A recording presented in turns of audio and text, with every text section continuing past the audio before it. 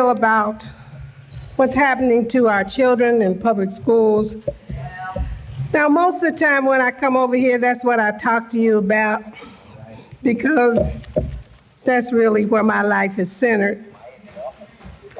But it occurred to me that Alton's been in this struggle, and I'm very concerned about how we're progressing in it. So I thought a lot about it, sisters and brothers, and titled what I want to share with you tonight called Black People Still Don't Get It.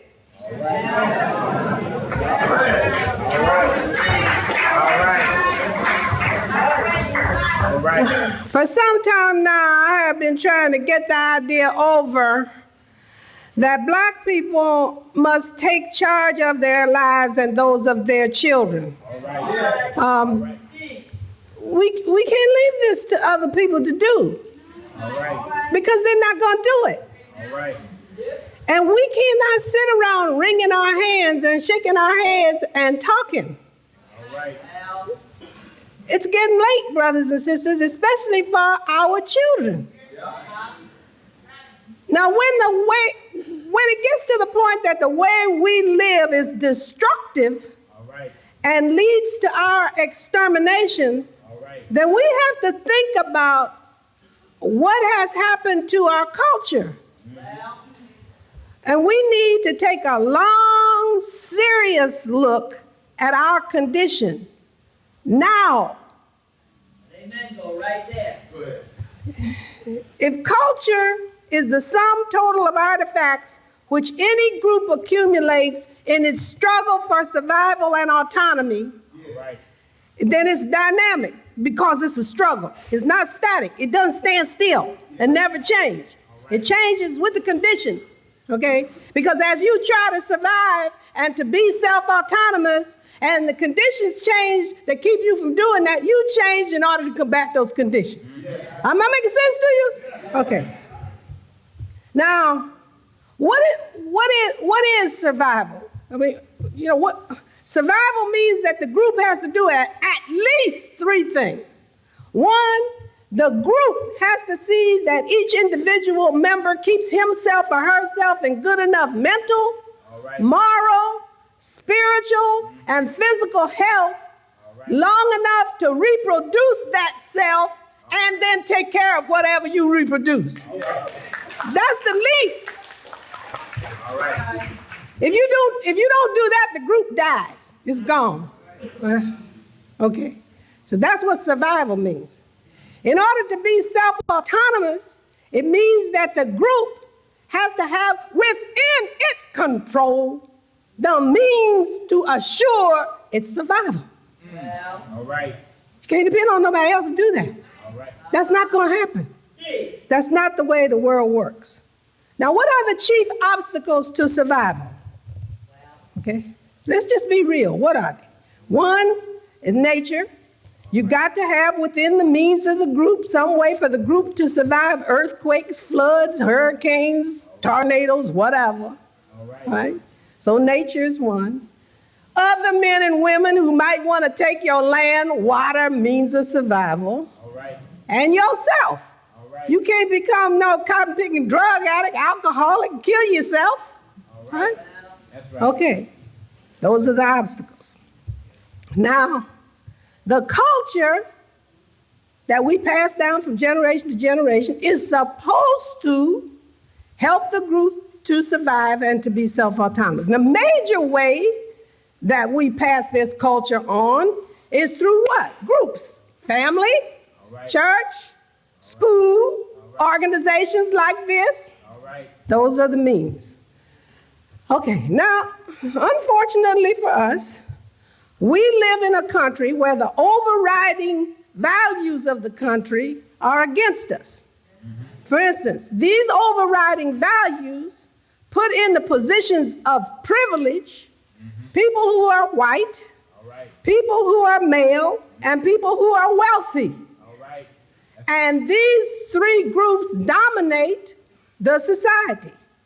So when we talk about teaching our children instrumental values like equality, liberty, fraternity, etc., we are talking about ordering those values under the institutional values of race, gender, and wealth, so that more white people get equality, liberty, and fraternity than black people, more men get equality, liberty, and fraternity than women, and more wealthy people get equality, liberty, and fraternity than poor people. You get it? All right. All right. All right. It doesn't do enough then, ladies and gentlemen, for us to teach our children about the instrumental values, if we don't teach them the impact of the institutional values on the distribution of the latter. Otherwise, our kids don't get the full message and don't know how to behave. Now, when I was a young woman looking for a job in 1947, the newspapers would advertise, "No Negroes need apply." All right. Chicago, Illinois, March 28, 1947. Chicago, Illinois. I did not say Mississippi. All right. North. I was up north. All right. Right. So, what did that say? That said that on March 28, 1947, when I was looking for my first job, affirmative action was for white people. Now, just because we didn't call it that then, ladies and gentlemen, doesn't mean it wasn't. And now that it's our turn to have affirmative action, it's suddenly no turns. No turns. It's always our turn, right? It's always white people's turn for affirmative action. Nobody else gets a turn. So much for taking turns. But isn't that what we teach for 2 weeks in kindergarten? Oh, the teacher tells you, your child has to learn to take a turn. We teach him take a turn in kindergarten, take a turn in first grade, take a turn in second grade, wait your turn in third grade, don't butt in fourth grade, stay in line in fifth grade. When you get to be an adult, you stand and queue up at the cashier. Take your turn, wait your turn. But don't nobody take no turns in this country. It's always the white man's turn. It's always the rich man's turn. It's always their turn. All right. So much for taking turns.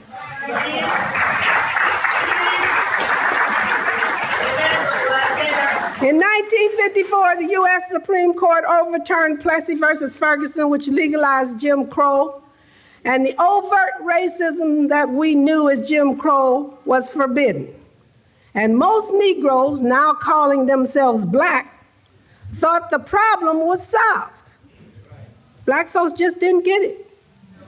We just didn't get it. We thought that the problem was segregation. But segregation was a symbol of the problem. The problem was this institutional value system of race, gender, and wealth. That's the problem. And ladies and gentlemen, it still is. The United States is not a democracy yet. It's trying to be, trying to be. And I always tell my students when they say, I'm trying to do it, Miss Sizemore, I say, come here. And I say, I'm trying to hit you. I'm trying to hit you, right? I'm trying to hit you. And then when I finish, I said, did I hit you? And he said, no. I said, so much for trying. Right?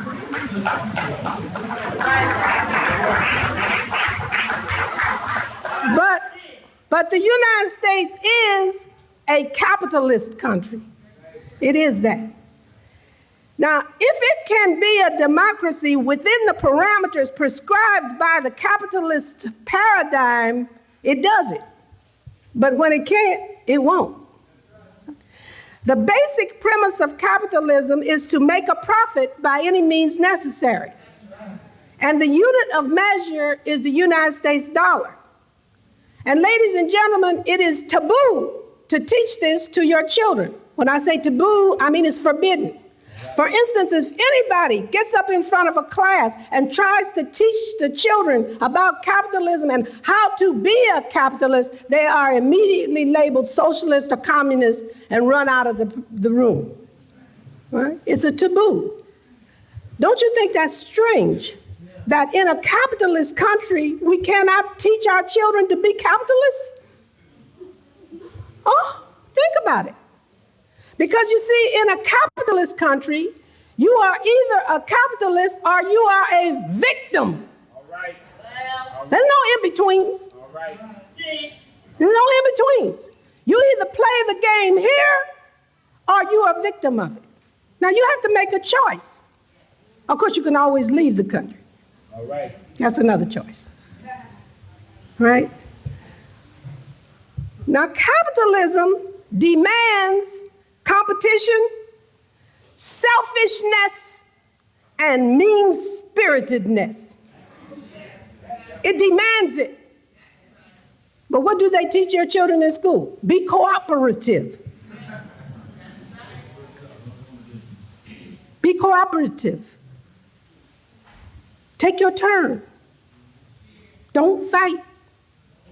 Don't cheat. Now, everybody engaged in capitalism knows that the motto is win if you can, lose if you must, but always cheat.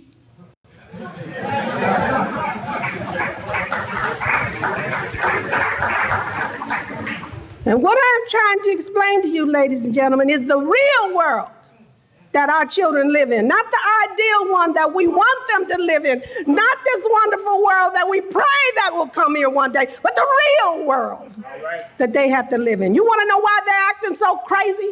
You want to know why they're doing the things that they're doing? Because we have not prepared them to live in this real world. We have sent them through 12 years of school teaching them this dumb stuff that doesn't work, and when they go out and try to apply it and get killed for it, we are not there to help them through.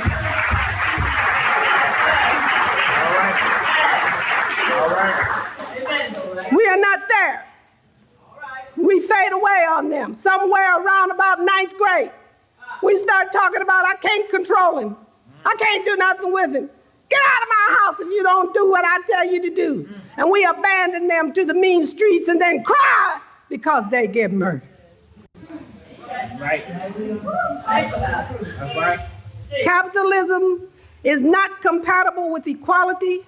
It is not compatible with equity. It is not compatible with Christianity, no matter how hard we try. Right. The struggle for survival in the United States is the handling of this never-ending tension between the institutional values of race, gender, and wealth, which give undue and unearned